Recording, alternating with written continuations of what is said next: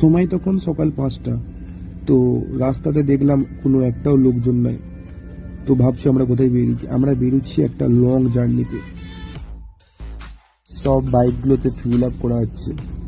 তো fill up করতে করতে এখানে একটু কমেডি হয়ে গেল ভাইয়েদের সাথে। এখানে আমাদের বেলে ভাইকে জিজ্ঞাসা করা হচ্ছে কোথায় যাচ্ছে দাদা। দাদা বলতে পারলো না। মানে পেছনে চাঁদের মানুষ আফফান বসে আছে অলরেডি।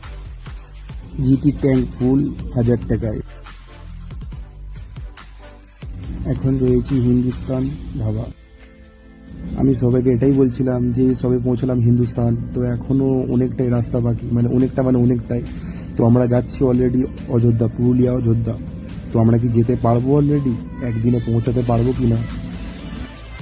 তখন মিজানুর বলছে যে আমরা হয়তো পৌঁছে যাব, কিন্তু তুমি হয়তো পৌঁছাতে পারবে না, কারণ আমার একটা প্রবলেম এসেছিল যে গাড়ির পেছনে চাকার বিয়ারিং ভেঙে গিয়েছিল। আগে গিয়ে কি হচ্ছে দেখার জন্য আমার আইডিটাকে ফলো করে নিই।